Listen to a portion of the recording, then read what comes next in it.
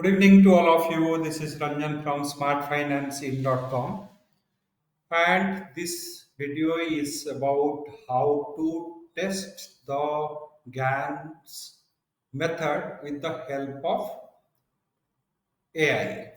So here I am using the ChatGPT. You can use Gemini or any of the AI, whichever you are proficient with.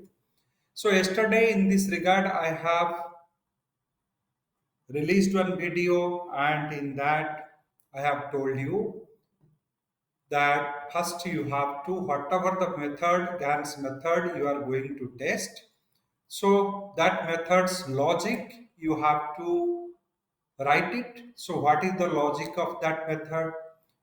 So how you are calculating the buy entry, and how you are calculating the sell entry, how you are calculating the targets, how you are placing the stop loss, all these things in a short description you have to give. Then you have to provide the data for that. So once you give the data, then you have to specify your objective. So you have to say that what is the efficiency, what is the success rate, how many times it failed, all these things you have to give it so that you can get the methods efficiency tested with respect to the AI. So going forward, you can expand it to a large level. So if you are tech savvy, you can write some of the algo codes and integrate it with your trading platform. So you can do that, and sometimes also you can say you may have to check with the different scripts to know the efficiency of this method. So yesterday, while analyzing this thing with the Nifty, what we have seen there, it has we have given daily open, high, low, and close. This is the end of day data we have given from 2024 to 2025. 2 years data we have given. So many suggestions it has given, that how for testing it, what more information it requires. One of the very important suggestion what it has given, that it is asking to provide us the 15-minute OHLC data, 15-minute OHLC data, so that it will identify whether the high happened fast or the low happened fast. So it will further refine the predictability of this method. So that is what it was asking.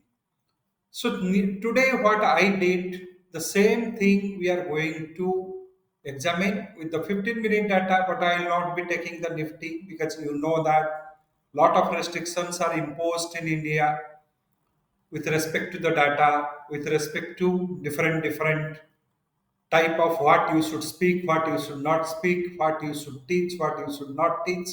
So all these things, are lot of ambiguities are there. So I will be using the BTC data, ETH data, and in your personal level, if you have the access to the 15-minute data of Nifty, you can do that in the same way. So that is our objective, is to learn how we can utilize this method. So once you learn it properly, once you know how to write a prompt, correct prompt, how to set your objective to test the method, so you can able to do of your own. So here I'm just using the BTC data, and I am going to show you how it has tested. We'll also use the ETS data. So you can say we can, uh, I can use the ETS data, that Ethereum data point also I can use. So I am going to show you that I have the BTC data. So with respect to the BTC data, what are the things I am going to get it? Uh, so that I am going to share with you. So here I have given the BTC 15-minute OHLC data. So you can say that. So I am just giving that based on the above logic, whatever the logic I have given yesterday, do the same analysis on the BTC 15-minute data. So once I provided that data, what happens, what analysis it has done, that is very interesting. So now it was asking for 15-minute data. I gave the 15-minute data, and I'm asking that whatever the logic, I'm not going to change the logic. So logic is same. So I'm going to tell the system that, or the AI, to analyze that. So what it is doing that, so 45 by 180, it has just given a nomenclature to Gann Price Square method. Gann Price Square 45 by 180 breakout logic. Revise stop loss method, opposite side of 45-degree means buy entry. Stop loss will be the sell entry price, or sell entry stop loss will be the buy entry price. So here 15-minute continuous BTC data I am giving. So there is no traditionally, so no gap up or gap down. It is telling that since it is a continuous data, so there is no question of gap up or gap down. That is also it is telling. So we have different data. Earlier I have also told you it is a whenever we are going for BTC, ETH, it is considered as your continuous random high frequency data. So here our market ends at 3:30, next day it opens. So there is a chance of gap up or gap down. So here that part is not there. So gap up and gap down observations are not meaningful. So that it is discarding. It is telling that 15-minute candle, what I have given for same 2 years period. So 87,000 data points it has studied. Buy breakout 27,263, sell breakout this thing, both side breakout in the 15-minute candle 5,986 times. Approximately 6.9% of the trades fall in the volatility band. Then it is telling that buy signals and target hits, target 2. So target buy signals 27,263 times it has hit. However, it has given out of that 18,613 times it has given the first target, 13,000 times it has given second target. So target 1, target 2 percentage also it has given. Sell signal, whatever 27,390 times it has given, that success rate also it has mentioned well. Revise stop loss, buy stop loss, touched 21% time, sell stop loss touched same 21 or 22% time. So overall, it is telling 68 to 69,000, 68 to 69% time in 2 years time in 15-minute data frequency it has given the success, and it was giving a comparisons with this respect to this. So stop loss efficiencies, good gap observation, gap related things with respect to Nifty, it is comparing with the BTC. So many observations it has given, many recommendation is given. So we are not going for that. So now I am going to add the ETH data. So I have the Ethereum data, and I am telling that please do the same study in ETH, and compare the BTC, ETH, and Nifty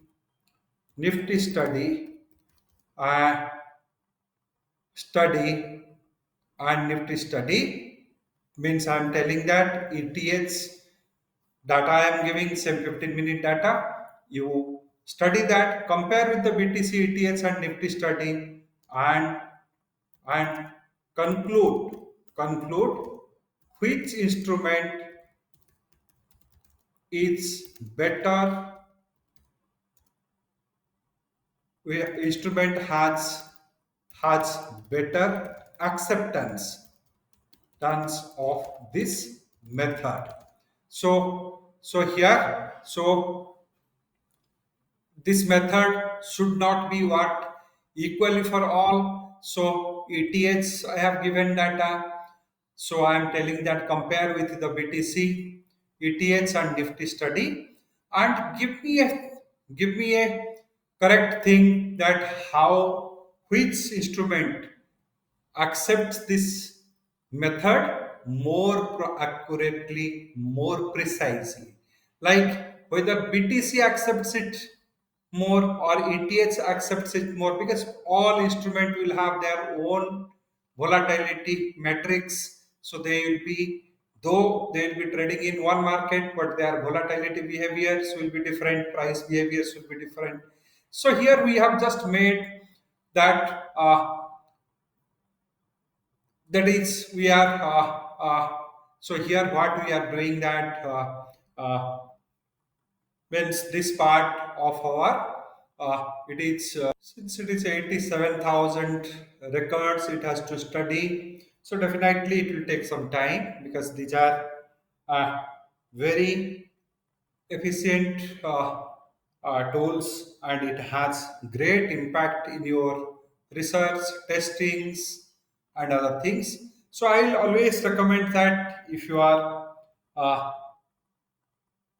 having the interest, you must uh, use any of this AI very strongly, or very you can say uh, in a great way, so that it will enhance your studies. So here ETS 15-minute result, it can say that.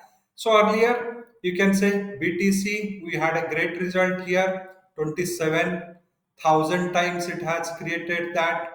However, ETH we are getting that 15 so 87, same 87,000 candles it studies, but buy signal and sell signals are not that much. So only 2000, 2000, both side trigger 67. So here the relatively all these things are low. So as compared to this thing, Nifty daily time frame, so success was starting at 82%, target 1 success, target 2 success, and stop loss hit 32%. Stop loss gap issue was there. BTC 68%, 15-minute frequency, 68% target 1, so 48% target 2. It was good. Stop loss hit further reduced. However, ETHs given 45% of success in target 1, target 2 very low frequency, and signal frequency is very low. Stop loss hit also happened 2.85%, because here success and breakout everything has reduced, and it is telling that best acceptance of this Gann method is Nifty, then BTC, then ETH. So this is how the final view it has given. So this is one of the trial method. You must not take it as a final way. So you can test Gann angle methods, you can test hexagon method, you can test tetrahedron method, you can test Gann square of 9, square of 12 method. So all these methods and even the volatility methods. So we have 5 different volatility methods. So in all these methods, once you start testing in this order, comparing with different instruments, tradable instruments, so you will come to the conclusion that which method is having a best acceptance for which or which instrument. So that is how you should work on.